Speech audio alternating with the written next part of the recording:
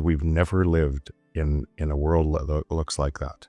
Nobody has. In 5,000 years of human history, for any length of time, we've never lived in that. So all of our history books go back to an extractive system.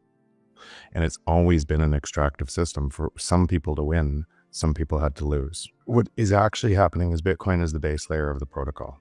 And and that protocol is what created Bitcoin. Is the first time in human history we had something that was decentralized and secure.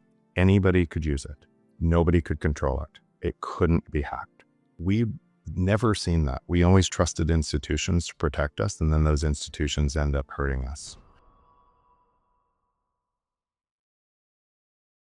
And protocols don't come around very often. The internet was a protocol. The TCP/IP was the base layer of the protocol that was developed by DARPA in the 60s.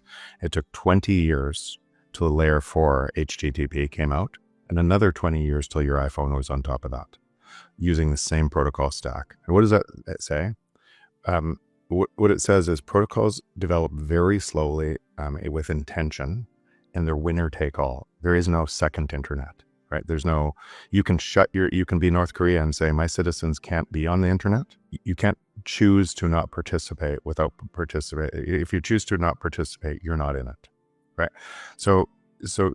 But it would also say because they don't come around very often, we would compare with them with technologies that come around more often. So we would think we could do a better Bitcoin, right? It would be natural to think that, and a free market would naturally do that, as you created 20,000 other coins because people on Bitcoin had the appearance of making all this money, right? So I'm going to make my next one. But what is actually happening is Bitcoin is the base layer of the protocol, and and that protocol is what created Bitcoin. Is the first time in human history we had something that was decentralized and secure, open, decentralized, and secure, and we should protect every one of those words. Open, anybody could use it. They didn't require a government to say yes to front. You could front run your government. You could front run institutions. Anybody in the world could use it. It was wide open. Decentralized, nobody could control it.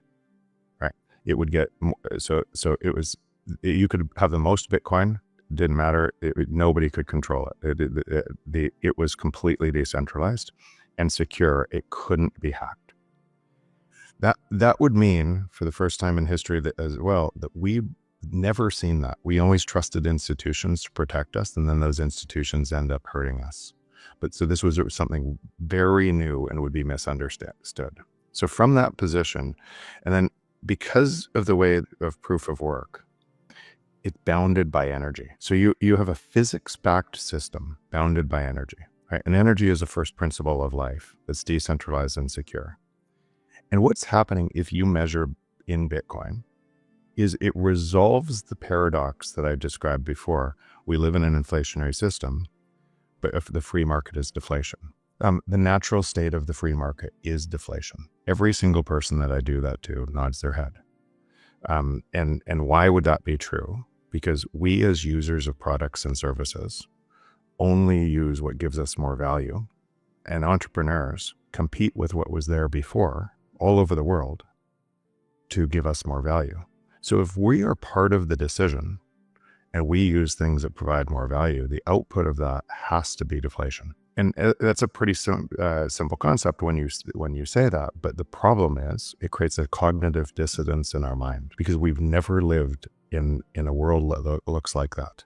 Nobody has. In 5,000 years of human history, for any length of time, we've never lived in that. So all of our history books go back to an extractive system.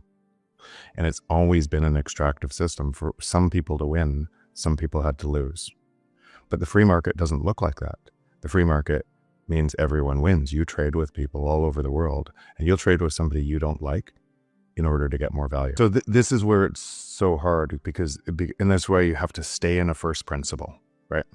Instead of going back, because what you just did is you trying to resolve the conflict from what I said by going back to the other system, and we measure a system problem from within the system. So if you're inside the system, every single measure within it, GDP, all of the goods that you service, all of those are within a system that's manipulating money. And it's true for the goods, even the computer goods that you buy that are deflationary, right? It's true for those. They would have faster deflation. Your iPhone wouldn't be $1,500. It would be $100 if the world was a free market. So you're measuring, and why does technology, why do some things move faster in that and some things move slower? Then you have to look at both different systems, or appear to look slower. I'm going to actually use appear because that's a better way to describe what's happening. Why does it appear to look like that? Because in measuring from that system, in economics, prices also fall to the marginal cost of production. And the marginal cost of production of a line of code created by another line of code, artificial intelligence, is zero. A marginal cost of production of a line of code, like a calculator app, is zero. So those things become free. We see that certainly in bits. Yeah. Do you think that's true in atoms as well? I think it's true in absolutely everything. I think it's true. It doesn't appear to be true because you're measuring from the fiat-based system. This is a measurement problem, and we're inside a system measuring all of the problems from within the system that's manipulating money, and all of the measures from within that system would be confusing. So if we were measuring in a society that had orange rocks as the way that we would sort of measure the system, and those orange rocks were fixed, does everything become deflationary in that sense? So if we were just trading across orange rocks? Nuanced question, and it's a good question, but that would be tied into gold, right? That if you said orange rocks, otherwise known as gold. Yeah, exactly. But the reason, so in 5,000 years of human history, we've never been able to stop us from centralizing money. Gold couldn't be moved around at the speed of light. You had to use a different paper instrument, a derivative instrument on top of the gold, because you couldn't shave off your gold and pay for your ice cream, right? As the economy expanded and global trade expanded. So you had to centralize it. And then the incentives of centralizing it, let's say a bank, Jeremy, if a bank said to you, I'm gonna lend out 2 times your gold, so I'm gonna fractionalize it because you never want it all at the same time. They could give you a higher interest rate than if they lent it 1 for 1. So the bank could be more profitable, you would use them. But then what would that create? Then another bank would say, I'm going to fractionalize it by 30%, like I'm going to lend it out 3 times. And another bank would lend it out 10 times. And the free market would move you, and you would, as a user, would go to who paid you the highest interest rate. And it would consolidate there, right? And as it consolidated there, then there would be fear and greed in markets. We would race and use all of this, and it would expand, and then it would contract, and the bank with the fractionalized by 10 to 1 wouldn't have your gold. So what would you do as a user? You would go to the government to say, those bad people. And then that would centralize up higher, and gold always got centralized.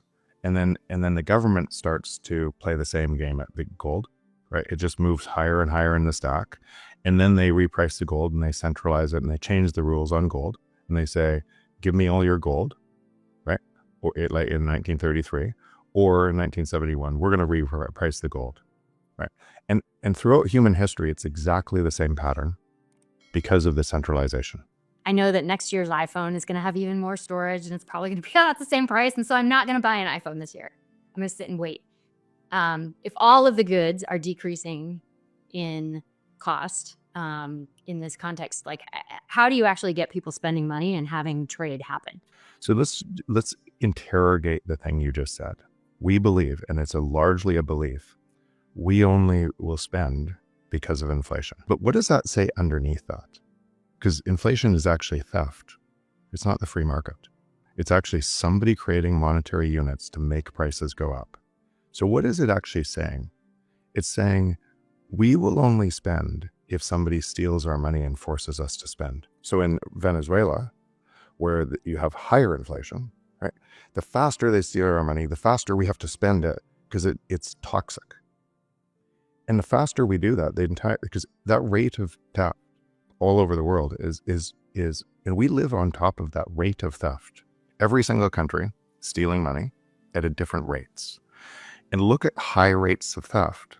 What happens to the country? So what would a society look like if everybody was acting in their best interests on top of a rate of theft?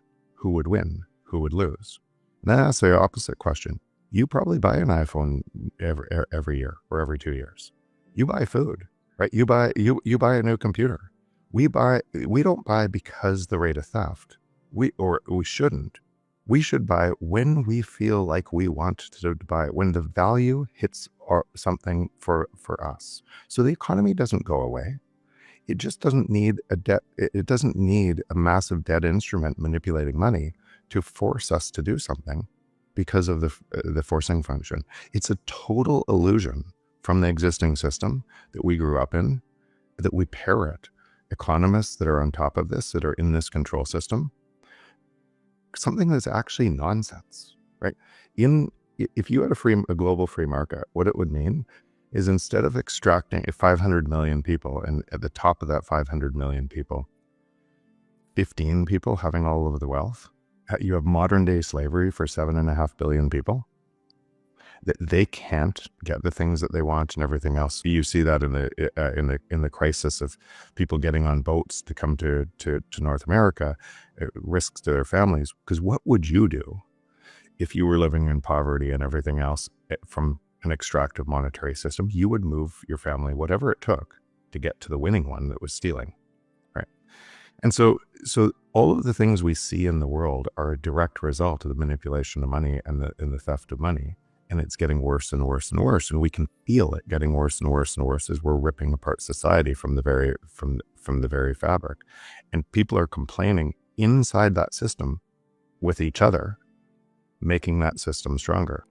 In the opposite world we see, now remember, it's a thought experiment, then the free market 8 billion people would be in service of 8 billion people. The minds that we would unlock to compete for value for us, where you would have faster deflation and the output would be prices would fall, that you wouldn't have to work 2 jobs to try to keep up with the nonsense, would be so remarkable.